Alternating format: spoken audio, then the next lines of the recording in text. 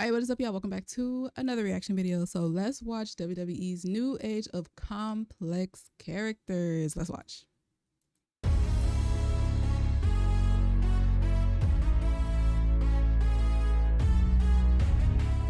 WWE's bread and butter has always been their storytelling, whether it's as simple as good meets evil, David versus Goliath, or long-form tales like the Chase of Championship Glory, an underdog versus the Administration Chronicle, the story of one-upsmanship, or a love triangle. But the one thing that hasn't been as consistent as today's WWE is the inner turmoil of the characters who bring these stories to life. Looking up and down the roster, you see nuanced characters that have a fantastic level of depth to them. These two, some oh my unable to let goodness. go of the past, others trying to break free of what they once were, and some just straight up becoming everything that they once despised. Right. The wrestling business for years has had so many different characters that you can go back and analyze, from supernatural beings like The Undertaker to everyman crowd favorites like Stone Cold Steve Austin, and even master manipulators like Edge. When you look at some of the larger-than-life characters over the years, from colossal giants to mystical freaks, the hardest thing to do is humanize a wrestling character. How do you make someone who's superhuman relatable? You give them personality traits, jealousy, psychological trauma, justification for their actions. Complexity and depth to modern-day characters stands out so much more than ever before. The company has made it a priority to take the whole gravity of the show into account, where things have taken place over the course of months, years, and in select cases, decades. The company has also made the move to serialize storytelling, meaning that things aren't contained to a few episode bubble before a character completely changes. For example, something so simple that happened in October of the previous year could prove to be important 5 months down the line as you get a glimpse of what the character is thinking. This is twofold. Now in the WWE, we're able to understand what the character has been going through for the past little bit, and there's continuity with long-term stories. Rarely in the 2010s were you able to sit back and analyze a character's motivations. Occasionally you get a masterclass like Shawn Michaels and The Undertaker where you could go back and see why Shawn was doing what he was doing, why Shawn was driven to insanity and obsessed with closure and could only achieve that by throwing everything away and doing everything in his power to get to The Undertaker, even if it meant corrupting his morals. Now these characters with different personalities are more prevalent than ever. There's always more to every story, and the brilliant part is everything is open to interpretation, and you actually have to pay attention in the long run. These characters, more than any other era, are commonplace. Let's take a look at some of the recent examples and also dive into arcs that may not have started just yet.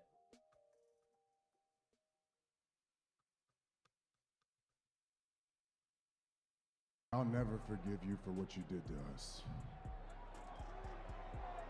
I hate you. When this era is romanticized 10-15 years down the line and TV producers do the deep dive on when these deep-rooted characters became the norm, this is the image that will air in those documentaries. Roman Reigns berating Jey Uso, using superficial sympathy, a phony attitude of trying to help him, and gaslighting to get Jey to do his dirty work and fall in line. What came to the forefront in this was Jey's underlying suppression of never being seen as his own man. Always a twin and never able to win. They pulled back the curtain and told us that he wanted to make his family proud, and the spotlight had been taken away from Jey since he was a kid.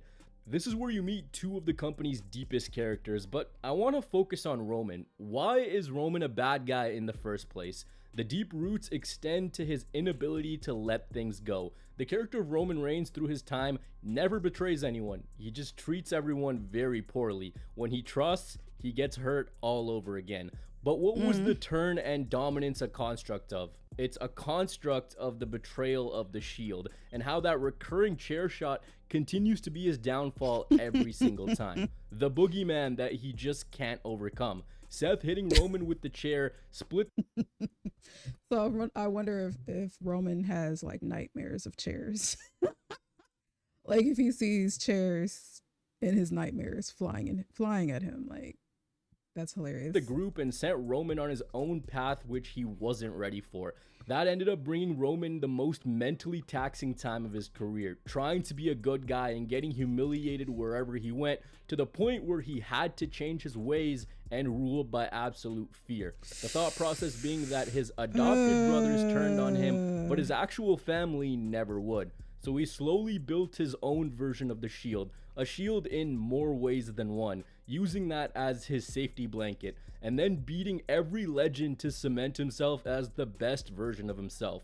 But if you really look at things, his view is skewed. He thinks that he needs to rule through fear when everyone in the family already respected him. Right. Eventually, it was the guy who set him on this path of destruction who deeply hurt him so much that caused everything to come crumbling down.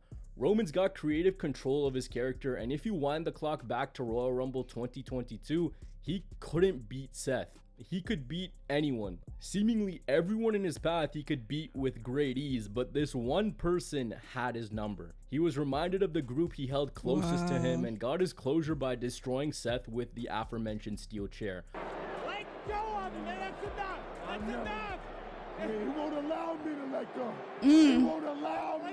Wind the clock forwards to WrestleMania 40 Night 2, with 1,316 days of dominance in the books. When presented with the option of retention or retaliation, the wound a decade later hadn't healed, and the ghost of Seth Rollins came back, costing Roman everything. It's not like a decade beforehand this was the end game, that Roman would have this historic title reign and it would come to an end in this fashion. But the company went back and they made the connect to things that had happened in the past. The complexity of the Tribal Chief character also comes down to this new iteration, the original Tribal Chief. When he came back, everyone was under the assumption that because of the circumstances, he would be a de facto good guy. But Reigns himself said that he wasn't a changed man. He's got a lot of the same tendencies, checking up on materialistic items instead of helping out his family that comes to his aid. He can't automatically become a good guy. He needs a chapter of healing. He was the one who broke up twins and went about things the wrong way. He owes the family an apology to prove that he's not the same man. The arc of Roman getting the band back together could go one of two ways. Either the whole thing is yet another master plan with Roman showing his good side to gain back sole possession as the Tribal Chief, but continuing to manipulate, or a complete 180 of who the character is and showing that he has changed. If you really break down things and look at all the subtle little pitfalls the character has, you see just how complex it is. Roman thought that making people fear him was the way to go, and now maybe the character will learn what respect and love can actually do. What we're witnessing is Roman's journey through conflict and how he faced it with brute violence, the challenge that he's faced in his WWE career, and now maybe he's coming out of it on the other end. There is only one man on earth who is uniquely suited to be your shield. Looking back at the build to WrestleMania 40, what's the line that Ooh, everyone was speculating over? It was when Seth shiny. told Cody that he was the only person uniquely suited to be his shield. Did this mean that he was going to turn on him? Did this mean he was going to save him? It ended up being that Seth would sacrifice literally everything to destroy what he created. After all, if you look back to the earliest days of Seth Rollins' world title reign, he made it abundantly clear that he hated everything about Roman's championship reign. He hated that he wasn't a fighting champion. He hated how he won his matches. He hated that he was the champion that everyone held in high regard. If you remember when Cody was about to pick Roman for Mania, Seth talked about how the other title, Roman's title, was for posers and frauds and people who politic their way to the top. Now listen to this. A few weeks later, the same night that he told Cody that he would be his shield, he said this. You wanted to take everything from him, and deep in my soul, I felt that. In the same promo, he said that the man Roman Reigns is partly his fault, but he could have never imagined the monster that he unleashed. Seeing inside of Cody that this was someone who would go to great lengths to do whatever it took to beat Roman, considering Seth knew firsthand after seeing Rhodes compete with a torn pec a few years beforehand. But he knew that he had the one tool that no one else did, so he stood side by side with Cody. Earlier I said it's interesting to speculate on some of the arcs. You gotta assume that he's got a mega match with CM Punk lined up come WrestleMania 41, but after that, in the grand scheme of things, why would Seth Rollins, the man who did it all and lost it all, let Cody Rhodes go? He teamed up with the one person he went out of his way to beat with his body barely clinging on. Plus, there's an unresolved final chapter with Reigns and Rollins. These two examples are well linked to each other, But then you come to the most compelling character of the WWE calendar in 2024. I prayed for this and it happened. Sometimes you become what you set out to destroy. I'm not gonna lie, Drew ate with this storyline. This was a good one. I really enjoyed this storyline between Drew and Punk, and that cage match will forever be in my mind. That cage match was beautiful. I loved it so much. All the blood and just how gruesome it was and how it ended, how it played out. I love that match. This is the story of Drew McIntyre, a man who fell into the trap of hypocrisy and over the course of a few months became a reflection of everything he despised. Imagine chasing a career-defining moment and losing, then getting another shot and losing. I was just thinking about that. And losing again. You'd start to wonder, is your way of going about things what's really holding you back? Clash at the Castle in front of his friends and family, he suffered the biggest loss of his career, and the reason he lost was because of Solo Sikoa, and that would be his villain origin story. Jey Uso made the move to Monday nights, and when you look at things from the perspective of Sami Zayn and Jey Uso, Jey was the good guy in the story, just trying to make his family proud, trying to forge his own identity, but at every single turn, he was manipulated. But to Drew, Jey was public enemy number one because he was once a part of the bloodline. Drew, while not a full-out bad guy, was starting to show hints of frustration, while guys like Cody, who also lost because of Uso, saw him as a changed man. Drew didn't. Cast your mind back to 2020. Who was the guy that cost him his champion versus champion match at Survivor Series? Jey had to win back the trust of a lot of guys in the locker room, but Drew was a guy he just could not win over. Listen to this line from Michael Cole. Drew McIntyre coming after everyone who wronged him. Drew McIntyre is a bad dude with issues. Drew McIntyre is a bad dude. Weird considering that for 4 years, Drew had done things the right way. Smile for a smile, you got my back, I got yours. But it's in this time frame where you start to see the complexity of Drew McIntyre, throwing his morals completely out the window.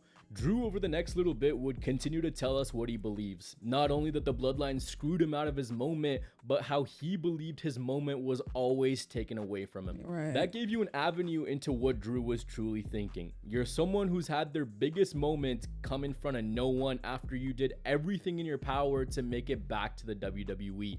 But despite you thinking that the moment will come, it never does. So you stray away from everything that makes you you and chase that moment no matter what. He ended up losing to Seth Rollins at Crown Jewel, but at the same time you saw him mixing it up with members of the Judgment Day who he aligned with heading into War Games. Hypocritical because he was bashing Jey and the Bloodline only to go on and side with a group causing just as much chaos. It was on this night where CM Punk returned to the WWE after years away, and his hatred for Punk would prove to be his demise. At one point, you could see that Drew was shedding off what he felt onto CM Punk, telling him that he's going to crash and burn because Drew had been consistent, maybe in his mind thinking that he's one injury away from never getting to the mountaintop. He later proclaimed himself as CM Punk's leader. Punk and Seth Rollins was the planned matchup, but at the Rumble, it was Drew who inadvertently injured Punk, going on to take his position as #1 contender. Of course, not planned. Now, yet again, Drew had the chance to chase the ultimate moment. Earlier, I said that he became what he wanted to destroy. Well, remember how Solo helped Roman win? Solo caused an interference in a McIntyre Rhodes match, and Drew did exactly what he hated others for doing. The textbook definition for hypocrite is a person who claims or pretends to have certain beliefs about what is right, but who behaves in a way that disagrees with those beliefs. Well, once again in this video, WrestleMania 40 proves to be important. In the build-up, Drew consistently told Seth Rollins to focus or else he'd lose it all, considering that he was busy. He said that. I forgot he said that. That is crazy that you said that to him. And what did you end up doing? You won the title. You got a little bit too cocky with it or whatever. You started boasting. You made your moment about Punk. And then you ended up, you only had the title for 5 minutes. You weren't focused. Take your belt, celebrate a little bit, leave. And you ended up losing the belt. Cause Damien ended up cashing in or whatever. So like you're kind of just you should have took your own advice. You should have took your own advice there, buddy. With Rock, Roman, and Cody, and it was because of how beat up Seth Rollins was from the night beforehand that helped Drew get the ultimate victory and finally achieve his moment. Drew was correct that his focus was somewhere else, but it was actually Drew who wasn't focused on this. He finally had everything he ever wanted. He finally got his moment, only to take his eye off the prize. Instead of soaking in the biggest moment of his career, he went to show off the title to CM Punk, who ended up being the reason that he lost the championship. Damian Priest came out to cash in, and that was the end. Punk was provoked by 5 McIntyre, minutes. making this statement the first time the two met even more important. I'm not a demon. When pushed, I'm Satan himself. Well, Punk was pushed and over the next little while became the biggest thorn in Drew's side that you could imagine, costing him every opportunity, making sure he didn't come anywhere near that title, and in the process, Drew multiple times over did things that he proclaimed to be against.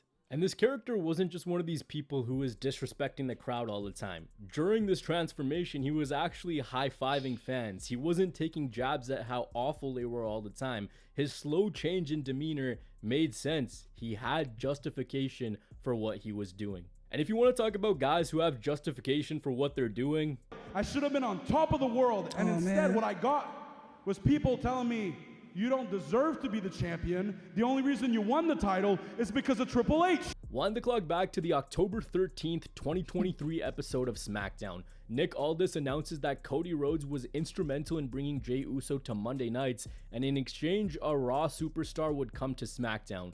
That ended up being Kevin Owens, and on Raw, Owens talked about how the locker room didn't want Jey on their show. Owens was visibly upset that Cody brought Jey over, with him asking Cody, why? Why would he bring over a person who Owens fought wars against? Why would he essentially turn his back on the entire roster by bringing such a disturbance to the room?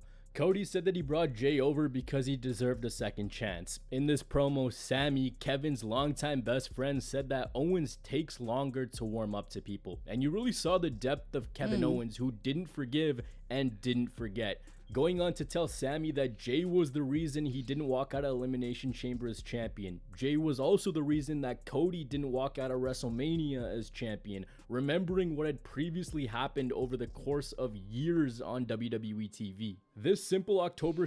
Him turning on Cody just sounds like a buildup of frustration. Because the night when he came out, when Cody was like dripping, he had that shit on. And, you know, Owens had his like little fake suit on or whatever, and they was cooking each other or whatever. But if you kind of like listen to what Kevin was saying, it just sounded like a build up of him like being frustrated with Cody's decisions when he when Cody decided to side or help or whatever Roman with this whole situation or whatever, and Kevin just kind of like, you know, did what he did. It really just sounds like a buildup of him being frustrated with Cody and him just being like, fuck it. You know what I mean? So that's crazy. Segment has so much weight to it because Owens tells us something very important. He doesn't trust Jey, but he does trust both Sammy and Cody.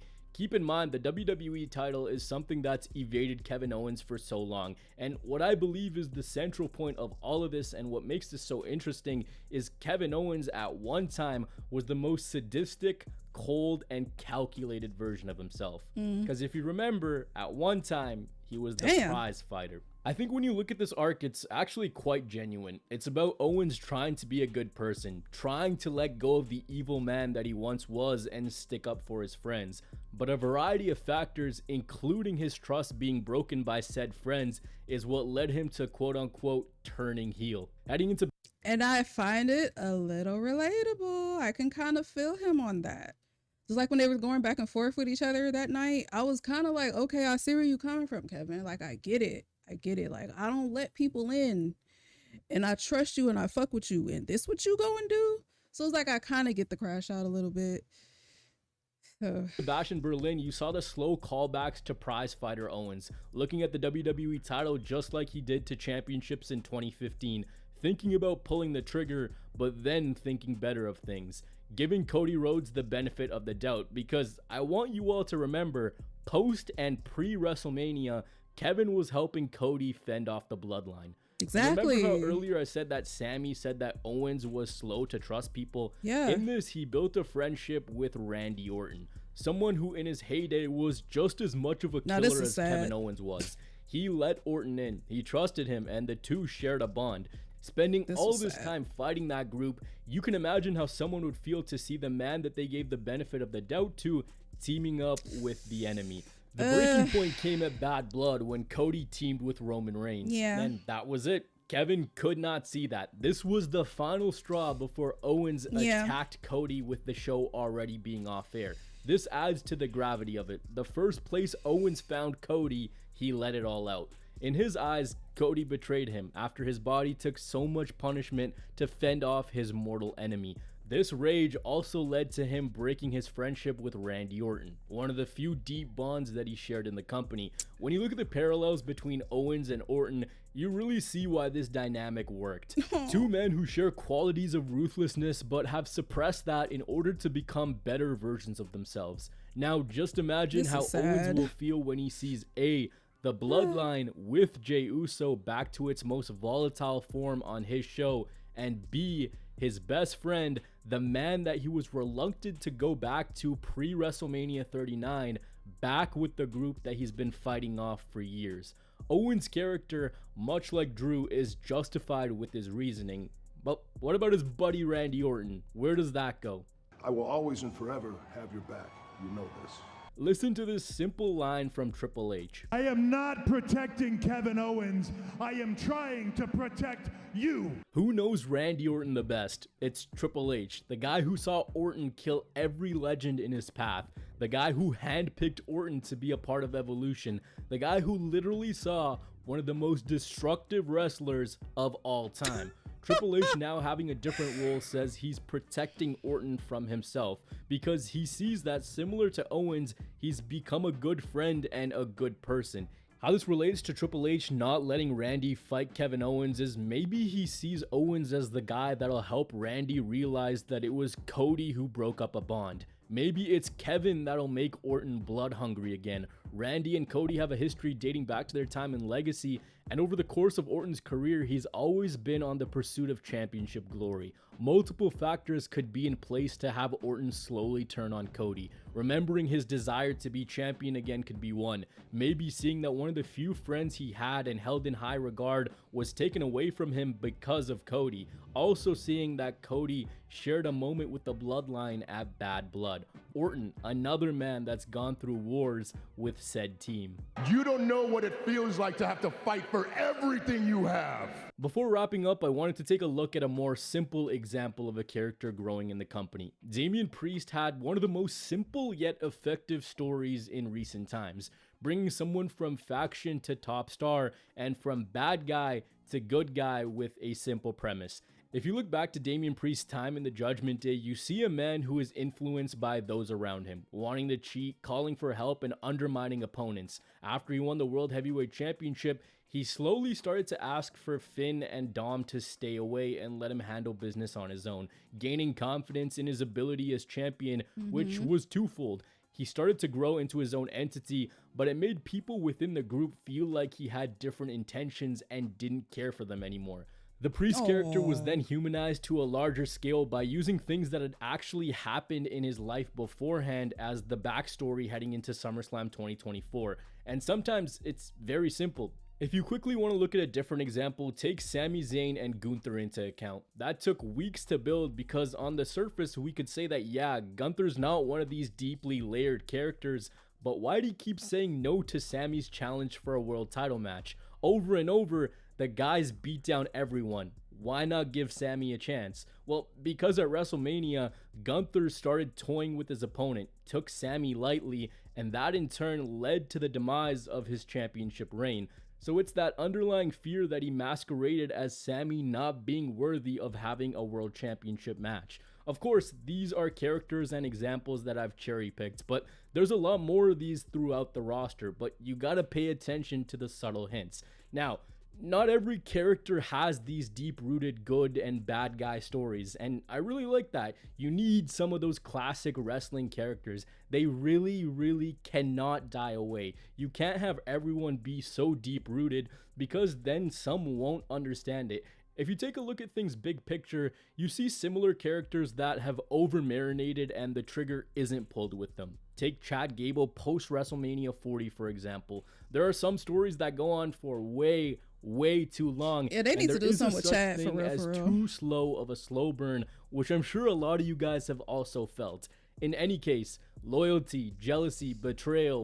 Yeah, I would have to say, out of everyone on this list, I kind of relate with Kevin on this. Like what I said earlier, like I don't really like fuck with people. I don't trust people. I don't let people in. And then it's like, you know, okay, I'll step outside my box and I'll make some friends and da da da da. And then they do some stupid shit. And it's like, now I'm like mad at myself because I trusted you. Now I'm going to take it out on you. And it's like, I get it. Maybe not. I wouldn't do it. I probably wouldn't take his approach because I don't got anger issues.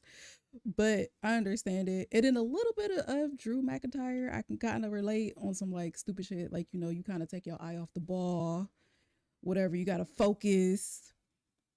Don't let the moment, like, yeah, celebrate the moment, enjoy the moment, but don't let your guard down too much to the point where like now it's taken away. You making it about somebody else, and then now it's like taken away or whatever. But this is a good video. I understand, especially where Kevin's coming from. But that's gonna do it for this reaction, you guys. Make sure to leave some likes and comments down below. Let me know what you guys think. I will see y'all in the next one. Toodles.